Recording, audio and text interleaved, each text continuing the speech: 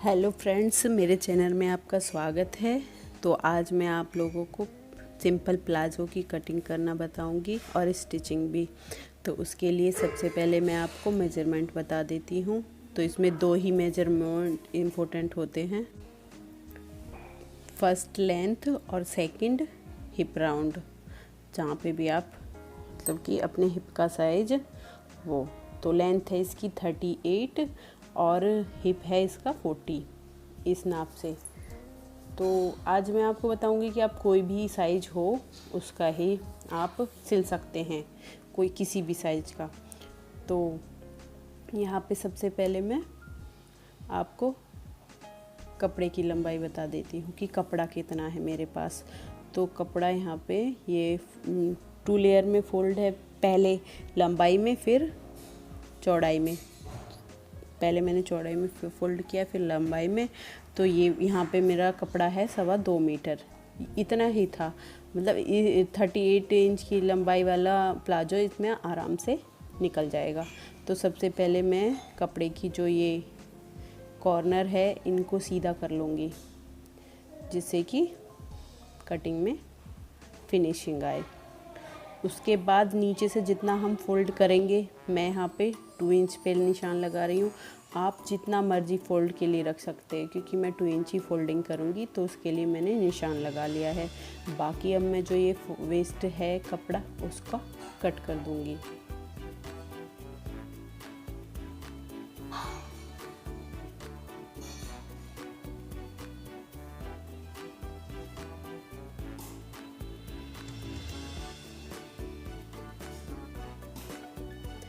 तो अब मैं यहाँ पे लूँगी इसकी लंबाई। तो लंबाई मेरे को कितनी चाहिए, 38। तो 38 पे मैं इधर निशान लगा लूँगी।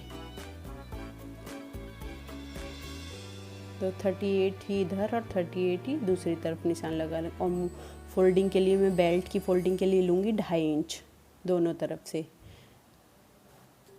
क्योंकि मेरे पास करीबन 1.25 इंच की वो है प्लास्टिक जो मैं इसमें लगाऊंगी। तो मैं इसमें 2.5 इंच ही, आप अपने अकॉर्डिंग पतली या ज़्यादा चौड़ी वाली प्लास्टिक लगा सकते हो। तो यहाँ पे ये निशान लग गए हैं। अब है मेन निशानों की बारी। जो मेन, जैसे कि मेरी हिप में बता रही हूँ 40 है, तो 40 के हिसाब से हम लेंगे इसका 4th पार्ट। तो 4th पार्ट आया 10। तो 10 पॉइंट पे निशान लगाएंगे हम। तो ये तो हो गई हमारी मेन फिटिंग। इसमें हम 2 इंच और एक्स्ट्रा ऐड करेंगे लूजिंग के लिए और 1/2 इंच मार्जिन के लिए, जैसे कि सिलाई के लिए।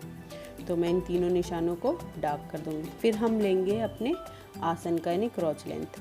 तो आसन का होता है मेरा है इसमें 40, तो 40 का लेंगे हम तीसरा भाग। तो तीसरा भाग आएगा 13.25 इंच। तो आप इसी मेजरमेंट के अकॉर्डिंग किसी भी चीज़, मतलब किसी भी साइज की सिलाई कटिंग कर सकते हैं, क्योंकि थर्ड क्रॉच लेंथ की है मेजरमेंट 3rd और हिप का है 4th पार्ट, क्योंकि 4 लेयर में कपड़ा बिछा हुआ है। तो यहाँ पे मैंने क्रॉच लेंथ का निशान लगा लिया है। अब मैं इसको दोनों तरफ से मेजर कर लूँगी। जितना हमने ऊपर फिर हिप का लिया था उतना ही इसका ले लेंगे। अब इन बाकी के निशानों को मैं डार्क कर देती हूँ, मतलब कि सीधे करके डार्क कर देती हूँ, जिससे कि आपको दिखने में आसानी हो। और बहुत ही सिंपल तरीका है। शुरू में लगता है, लेकिन फिर आप अच्छे से 1-2 बार, पहले कॉटन पे फिर किसी भी कपड़े पे आप। तो इसके लिए मैंने ये लिए है 2.5 इंच एक्स्ट्रा।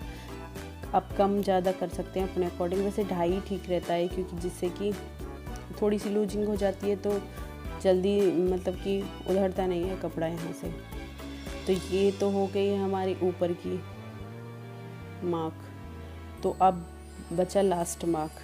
तो मैंने जितना कपड़े का अर्ज, जितना भी फोल्डिंग में है, मैं सारा ही ले रही हूँ, क्योंकि इसका ज़्यादा अर्ज नहीं है। मेरी हाइट ज़्यादा है तो मेरा नहीं बन पाता है, तो इतना ही बनता है। बाकी अगर अर्ज कपड़े का बड़ा हो तो और घेर भी निकल आता है। तो इनमें मैं फिर 1/2 इंच इसमें सिलाई का मार्जिन ऐड कर दूँगी। तो बस जी,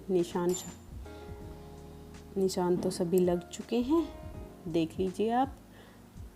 तो सारे निशान लग चुके हैं।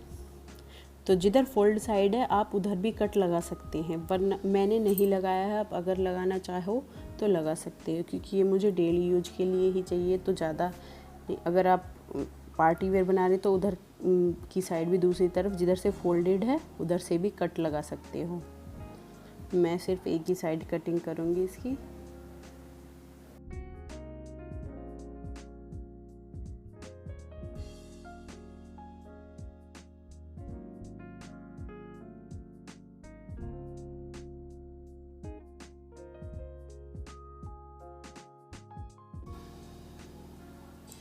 तो कटिंग कंप्लीट हो गई है, तो मैं यहाँ पे कट लगा लूँगी, क्योंकि तब फोल्डिंग करने में आसानी होगी। हमको पता होगा कि चारों तरफ से कोनों पे कि कहाँ से कटिंग करनी है, मतलब कि फोल्डिंग करनी है। तो यहाँ से मैं इसको, थोड़ी लेयर होती है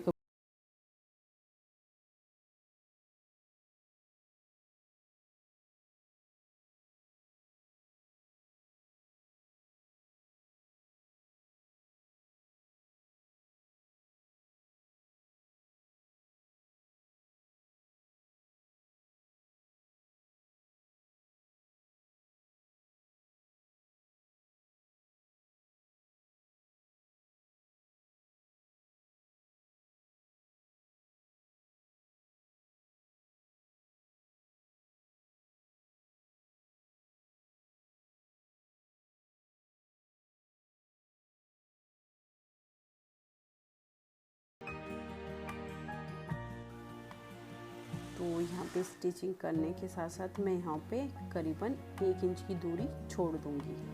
यहीं से मैं वापस दूसरी सिलाई इस पे लगा दूँगी। ये मैंने क्यों छोड़ी है ये मैं आपको बाद में बताऊँगी, जब मैं इसको पूरा सिल लूँगी। तो इसको भी हम पूरी सिलाई को ऊपर उतार लेते हैं। तो ये हमने दोनों सिलाई इस तरफ से पक्की कर ली हैं। अब हम दूसरी तरफ से भी इसको इसी तरह सिल लेंगे। तो मैंने ये दूसरी तरफ से भी सिल ली है, मतलब कि दोनों क्रॉच लेंथ में सिल चुकी हूँ। तो अब हम सबसे पहले सिलेंगे इसकी मोहरी का पार्ट। तो एक पार्ट में, तो सबसे पहले मैं बता रही हूँ कि सबसे पहले हम इसको थोड़ा एक पॉइंट के करीब इसको फोल्ड कर लेंगे, इससे कि प्लाजो में झोल नहीं आता है। अगर हम एक साथ ही दोनों लेयर को एक साथ फोल्ड करेंगे, जैसा हम नेफा फोल्ड करते हैं, तो इसमें झोल आ जाता है, फिर बार बार उधेड़ने का झंझट रहता है। तो मैं क्लियरली आपको ही पहली बार ही ऐसा कि फिनिशिंग वाला काम, जिससे कि आपको डबल मेहनत नहीं करनी पड़े। तो ये हो गया है एक साइड। फिर मैं इसको जहाँ पे कट था, अगर आपको दिक्कत हो तो आप पूरी मतलब मोहरी पे निशान लगा सकते हो, जितना आपको फोल्ड करना, उससे आपको और आसानी होगी और फिनिशिंग भी अच्छे से आएगी। तो यहाँ पे मैं डबल लेयर है उसको फिनिश कर लूँगी। तो एक लेयर तो मैं कर चुकी हूँ, दूसरी भी मैं, मतलब कि मैंने आपको दिखा दिया है, तो दूसरी भी आप इसी तरीके से फोल्ड कर ले। और देखिए बहुत अच्छी फिनिशिंग आती है। ये क्रेप का कपड़ा है, तो अगर आप पहली बार अगर सिले तो कॉटन के कपड़े में सिले, उससे अच्छी फिनिशिंग आएगी। तो अब मैं इसके एक पैर को स्टिच कर लेती हूँ। तो यहाँ पे हमने इसको आधा इंच ऐसे फोल्ड कर लिया है, क्योंकि जब हम पहनते हैं तो ये कोना ना नीचे की तरफ नहीं लटकता हुआ नहीं दिखाई देता है। तो इसको ऐसे फोल्ड करके आधा आधा इंच का मार्जिन छोड़ना है। तो इस पे मैं पक्का कर लूँगी इसको दो लेयर और 3 लेयर के हिसाब से, क्योंकि बार बार फिनिशिंग, क्योंकि ये लास्ट है, इसमें कोई दिक्कत वाली बात नहीं है कि हमको उधेड़ना पड़ेगा या कुछ भी सूट में दिक्कत होती है। तो बस ही मैं यहाँ पे इसकी सिलाई जो है उसको पूरा कंप्लीट कर लूँगी।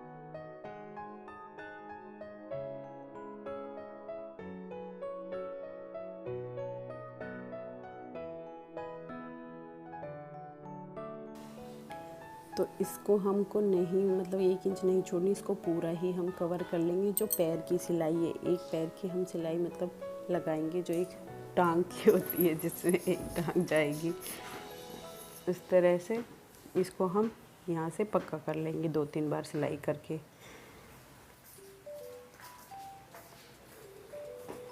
तो देखिए दोनों तरफ से मैंने सिलाई लगा ली थी।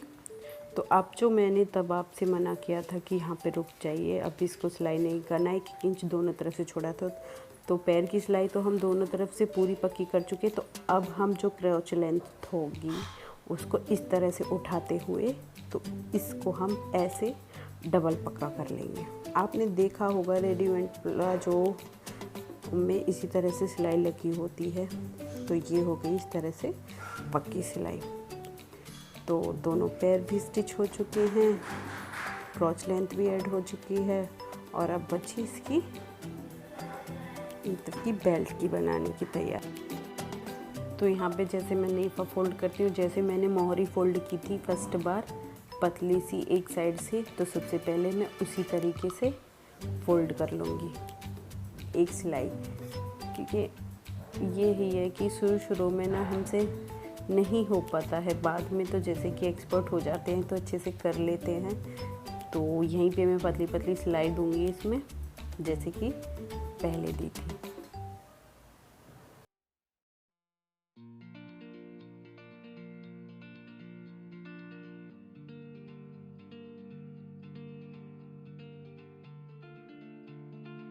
तो देखिए पतली वाली सिलाई मैंने एक सिलाई लगा चुकी हूँ मैं। आप इसकी जो दूसरी वाली सिलाई लगेगी फोल्डेड नेपी की तरह, वो लगानी मैं स्टार्ट करूँगी।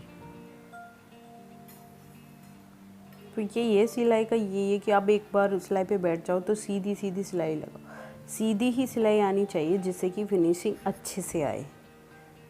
आप एक बार 2 बार जितनी बार भी प्रैक्टिस कर सकते हो, अच्छे से सिलाई आए।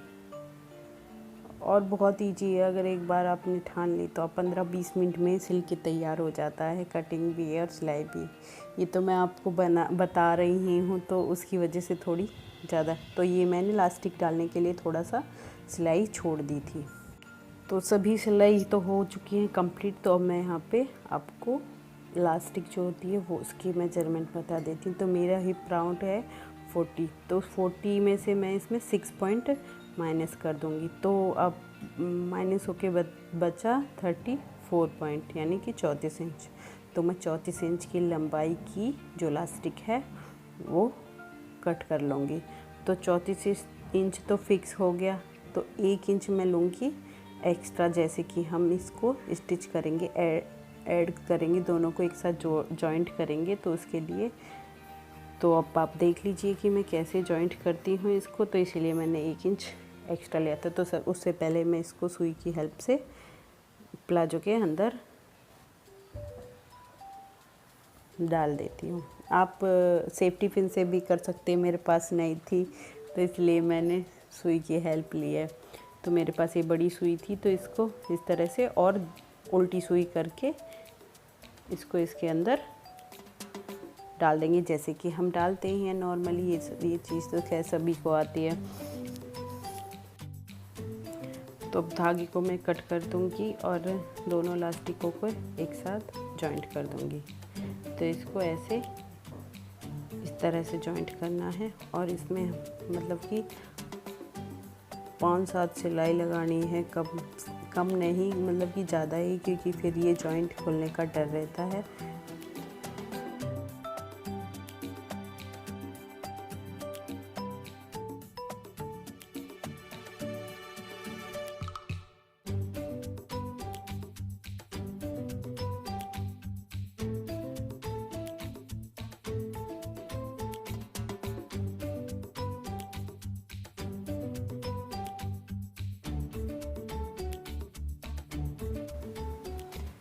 तो इलास्टिक को अच्छे से सेट करने के बाद मैंने सिलाई छोड़ी हुई थी उसको मैं स्टिच कर लूँगी। तो इलास्टिक को खींच के सेट करने के बाद मैं इसमें फिनिशिंग वाली सिलाई लगा रही हूँ। तो दोनों हाथों से राइट और लेफ़्ट में खींचते हुए हमको ये सिलाई लगानी है। तो देखिए सिलाई हो गई कंप्लीट, और फिनिशिंग के साथ ये तैयार भी हो गया है। तो ये है प्लाजो की लास्ट लुक। अगर आपको वीडियो पसंद आई है तो प्लीज़ मेरे चैनल को सब्सक्राइब करे बिना मत जाना, और वीडियो को लाइक कर देना। और कुछ भी समझ में ना आया हो तो प्लीज़ कमेंट करके ज़रूर बताना। और मैं अभी आपको इसको पहन के भी दिखाती हूँ। तो ये है मेरी लास्ट मतलब कि लोग अगर पसंद आए तो प्लीज़ लाइक शेयर ज़रूर करना और मेरे चैनल को सब्सक्राइब करना। बार बार यही बात बोले जा रही हूँ, please. Thank you so much video and तक देखने के लिए। Thanks for watching.